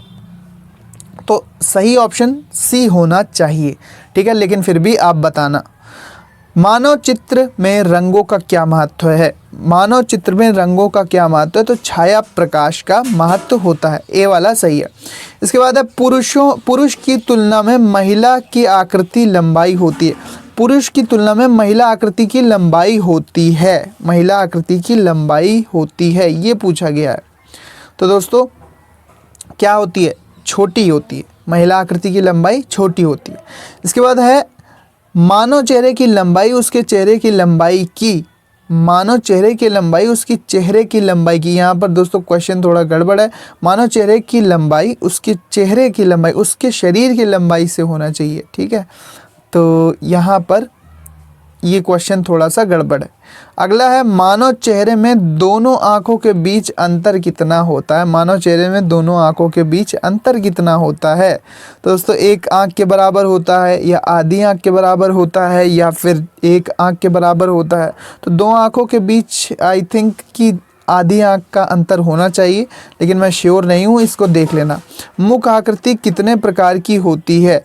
मुख आकृति कितने प्रकार की होती है ये बताना है। और पुरुष, तो यहाँ पर ये वाला क्वेश्चन आप देख सकते हैं, ठीक है। प्रश्न संख्या 10। अब चलते हैं नेक्स्ट पेज पे और देखते हैं कि कौन से प्रश्न पूछे गए हैं। खंड खा प्राविधिक कला, सबसे पहले यहाँ पर देख सकते हैं 4 सेंटीमीटर का आभा रेखा पर, तो ये पूछा गया है प्राविधिक कला में। आप देख लो, सारे प्रश्न देख लो, ठीक है। ये प्राविधिक कला में ये सारे प्रश्न पूछे गए हैं। स्क्रीनशॉट ले लो, यहाँ से स्क्रीनशॉट ले लो, स्क्रीनशॉट। अब यहाँ पर देख सकते हैं कि आलेखन में क्या पूछा गया, जो कि मेन पार्ट है आलेखन में। तो पहला जो आलेखन में दोस्तों पूछा गया है, जूम करते हैं थोड़ा सा, कि 20 × 15 सेंटीमीटर का एक स्क्वायर बनाओ, वर्ग में बनाओ। उसमें गुलाब के पुष्प पर आधारित अलंकारिक आलेखन बनाइए। जो भारतीय पुष्प पर आधारित अलंकारिक आलेखन बनाना है, इसे जल रंगों की सहायता से भरना है, रंगना है। 50 नंबर का है ये आलेखन, देख सकते हैं आप। नहीं अगर ये बनता है तो एक और ऑप्शन है कि 8 × 16 सेंटीमीटर की आयत की रचना करो। आयत मतलब जानते हैं आप, रेक्टेंगल। इसके भीतर कमल के फूल, पत्ती व कली की सहायता से सुंदर लयात्मक आलेखन की रचना कीजिए। चित्र में 2 आकृति हों। चित्र को 3 सपाट रंगों द्वारा पूर्ण कीजिए। तो ये कर सकते हो। और खंडगा जो मानव चित्रण है वो अनिवार्य है सबके लिए, कि निम्नलिखित में से किसी को एक पेंसिल का अथवा क्रेयॉन स्केच पेन से चित्रण कीजिए। यानी कि केवल पेंसिल या क्रेयॉन ही यूज़ करना है। चित्रण लगभग पूरे पेज पे बनाना है, पूरे पृष्ठ पर बनाना है। चित्र में मानव शरीर व उसके अंगों पर ध्यान देना है, ठीक है। तो स्कूल जाते हुए बच्चे, ये आप एक चित्रण कर सकते हैं मानव चित्रण में। पूजा करती हुई स्त्री, ये आप मानव चित्रण कर सकते हैं। खेत जोतता हुआ किसान, ये चित्र बना सकते हैं पेंसिल से। पतंग उड़ाता हुआ बालक। तो मानव चित्रण भी दोस्तों टफ होता है, अगर आपको आता है सही से तो आप बना सकते हैं, क्योंकि अनिवार्य है ये तो करना ही करना है, तो इसको छोड़ नहीं सकते, ठीक है। तो इसमें से कोई एक आपको चित्रण करना है पेंसिल या क्रेयॉन स्केच पेन से। तो दोस्तों ये था पूरा कला का पेपर, कला कक्षा 9 का। उम्मीद करते हैं वीडियो आपको पसंद आई होगी। इसको देख लेना, अपने टीचर से ज़रूर पूछ लेना इंस्ट्रक्शन की कौन से सेक्शन करने हैं, कौन से सेक्शन छोड़ने हैं, ताकि आपसे कोई गलती ना हो। दोस्तों यहाँ पर पेपर में काफ़ी कुछ दिखाया गया है, ऑप्शनल भी दिए गए हैं जो कि OMR शीट पर करने होंगे, और जो ऑप्शनल नहीं है उसको दोस्तों आलेखन और मानव चित्रण तो देखो ये 2 इम्पॉर्टेंट फैक्टर हैं। ये 20 नंबर का होगा आई थिंक, जहाँ तक है। यहाँ पर 50 नहीं होंगे। तो यहाँ पर जो आलेखन है वो आपको बनाना ही बनाना है, और कमल वाला ज़्यादातर लोग बनाते हैं। और मानव चित्रण में भी एक चीज़ आप तैयार कर लो। इसके अलावा छाता, सुराही, मूली, गाजर, बैगन, सब्जियां, ठीक है, जो होती हैं। इसके बाद पीपल का पत्ता, तरबूज का एक पीस, इसके अलावा जो केतली, सुराही, घड़ा, कप प्लेट, ये भी मानव चित्रण या जो है स्मृति चित्रण में आता है, तो वो भी पूछा जाता है 9th में। अब मानव चित्रण अनिवार्य यहाँ पर मानव चित्रण दिया है, तो यहाँ पे एक ये कोई आप ड्राइंग बनाएंगे पेंसिल या स्केच क्रेयॉन पेन से। और जो 20 OMR के प्रश्न करने हैं वो तो आपको OMR पर भर देने हैं, वो तो हो ही जाएंगे। तो इस तरह से दोस्तों आपको पूरा पेपर करना है चित्रकला कक्षा 9 का। चैनल को ज़रूर सब्सक्राइब कर लेना दोस्तों। मिलते हैं अपने नेक्स्ट वीडियो में। यहाँ पर सारा आप देख सकते हैं कि सारे कुछ प्रश्न यहाँ पर पूछे गए हैं। अच्छे से इनको तैयार करके जाना, ताकि आपकी कला में भी दोस्तों नंबर बिल्कुल कठिन नहीं। तो यहाँ पर ये पूरे इंस्ट्रक्शन है, इसको भी स्क्रीनशॉट ले लो। इसका पीडीएफ दोस्तों टेलीग्राम चैनल पर मिल जाएगा। टेलीग्राम चैनल का जो लिंक है वो डिस्क्रिप्शन में दिया हुआ है।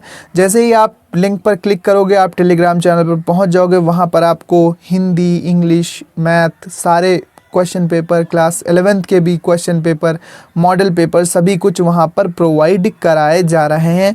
जल्दी से जाकर ज्वाइन कर लो ताकि दोस्तों कोई भी पेपर मिस ना हो। मैं एक बार फिर से आपको थोड़ा थोड़ा स्क्रॉल करके दिखा देता हूँ ताकि आप सारे क्वेश्चन को अच्छे से समझ लो, सारे पेपर को अच्छे से समझ लो।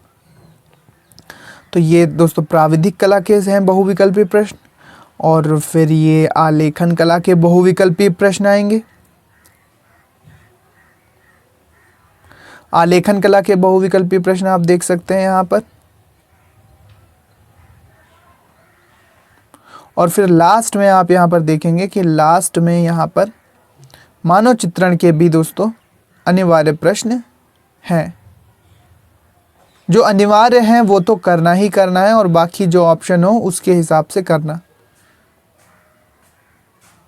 तो यहाँ पर ये पूरा पेपर था दोस्तों ड्राइंग क्लास 9th का वार्षिक परीक्षा का पेपर। उम्मीद करते हैं आप दोस्तों तैयार कर लोगे और अच्छे से तैयार करके जाओगे। मिलते हैं अपने नेक्स्ट वीडियो में। Thanks for watching and listening me, and good luck for your future दोस्तों। Good luck for your exams. Thank you and bye bye.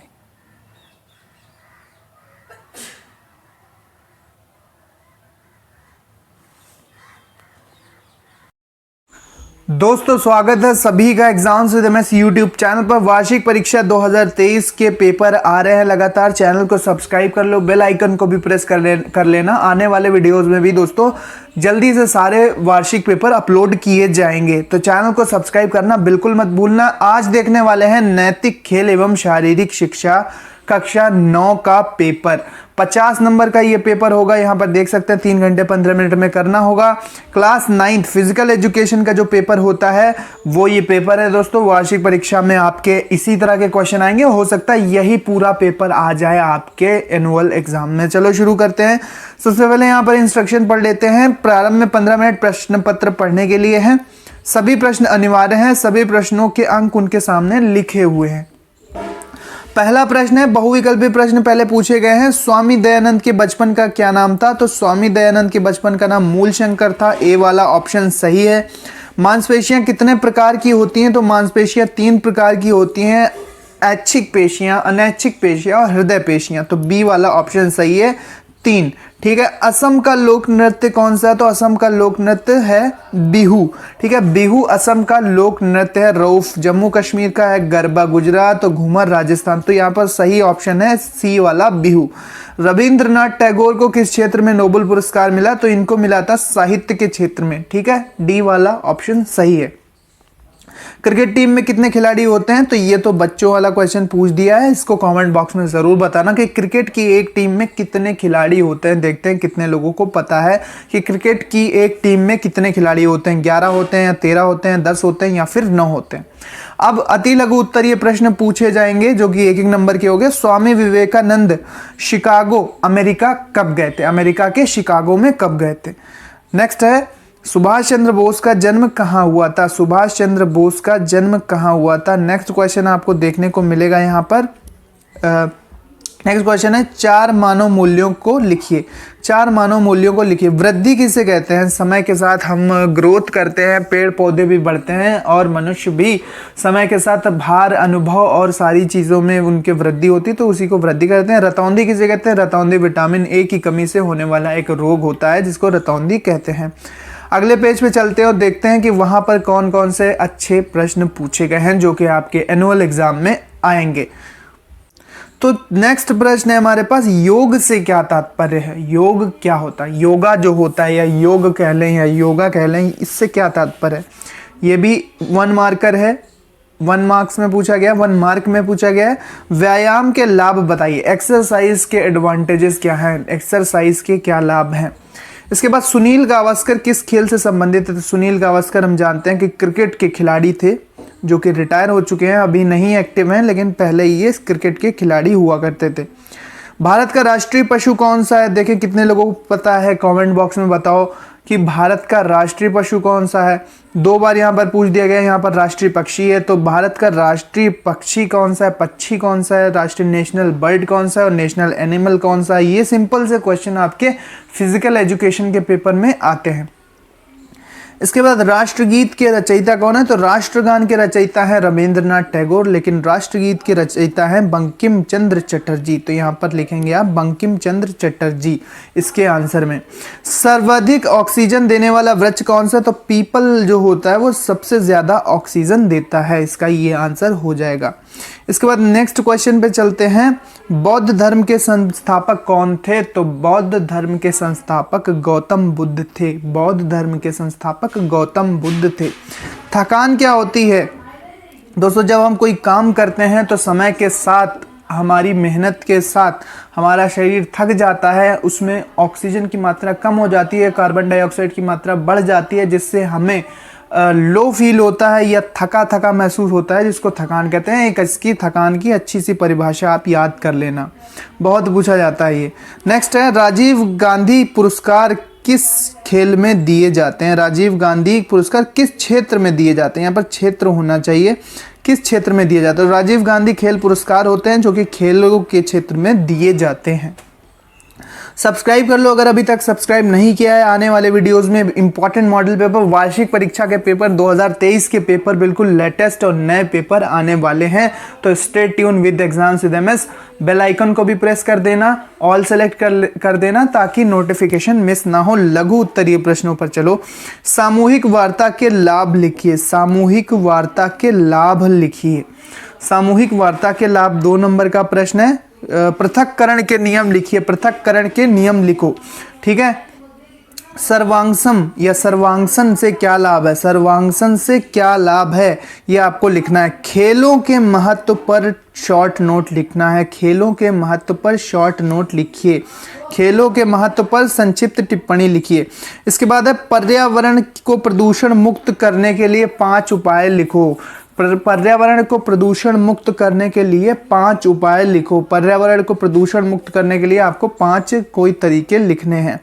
इसके बाद प्राथमिक चिकित्सा हेतु आवश्यक वस्तुओं का उल्लेख करो। प्राथमिक चिकित्सा हेतु वही सारी चीज़ें, रुई, पट्टी, बैंडेज, डेटॉल, ये सारी चीज़ें आपको लिखनी होती जो कि फर्स्ट एड बॉक्स में होती हैं, वही लिखना है और कुछ अलग से नहीं लिखना है। प्राथमिक चिकित्सा हेतु क्या क्या चीज़ें ज़रूरी होती हैं वो चीज़ें आपको लिखना है। इसके बाद सुरक्षा संबंधी यातायात के 5 नियम लिखिए। तो सुरक्षा संबंधी यातायात के 5 नियम आपको लिखना है। सुरक्षा संबंधी यातायात के 5 नियम लिखना है। इसके बाद राष्ट्रगान को लिखना है। राष्ट्रगान को लिखिए। जनगण मन पूरा आपको लिखना है राष्ट्रगान को। बौद्ध धर्म की 5 शिक्षाएं लिखिए। बौद्ध धर्म की क्या 5 शिक्षाएं हैं वो आपको लिखना है अपनी कॉपी पर कि बौद्ध धर्म की 5 शिक्षाएं क्या हैं। शारीरिक शिक्षा के उद्देश्य पर प्रकाश डालिए। शारीरिक शिक्षा के उद्देश्य पर प्रकाश डालना है कि शारीरिक शिक्षा यानी कि फिजिकल एजुकेशन जो पढ़ाया जाता है उसका पर्पस क्या है, उसका उद्देश्य क्या है, ये आपको बताना है अपने इस आंसर में।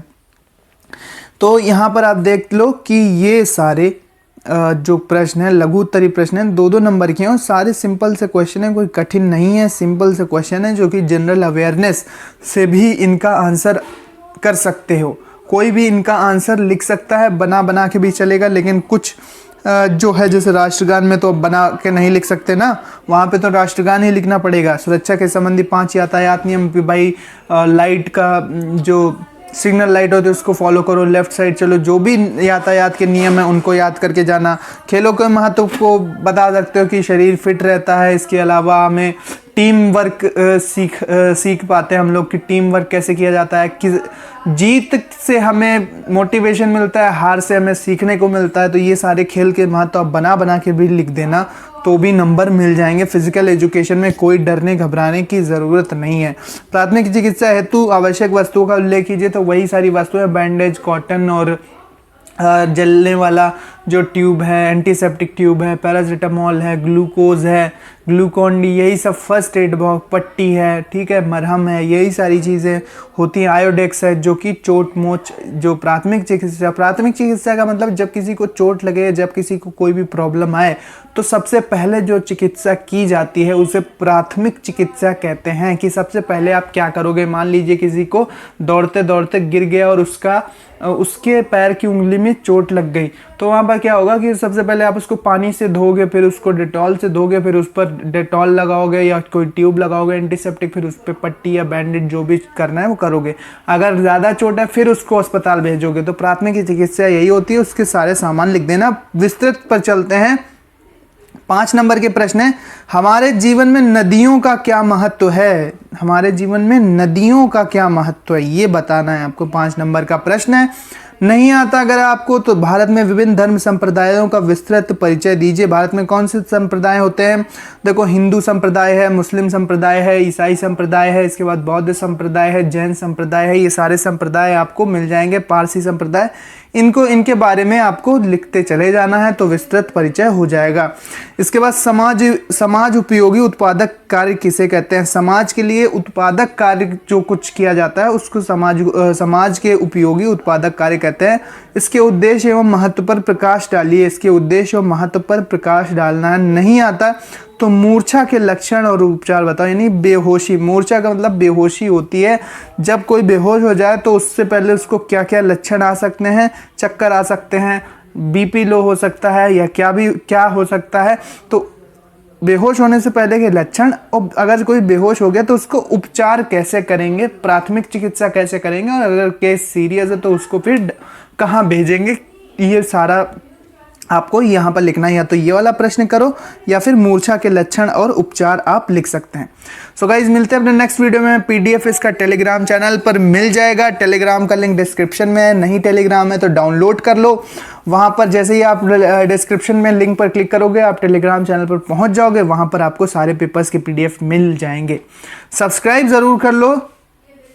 YouTube पर मिलते हैं @exams_with-ms, ये हैंडल है, ठीक है। पेपर सारे आपको वहाँ मिल जाएंगे। आने वाले वीडियोस में भी बहुत ही इंपॉर्टेंट पेपर आने वाले हैं क्लास 9th, क्लास 11 के वार्षिक परीक्षा के। Thanks for watching. आपके लिए इसी तरह के इंपॉर्टेंट वीडियोस लाता रहूँगा।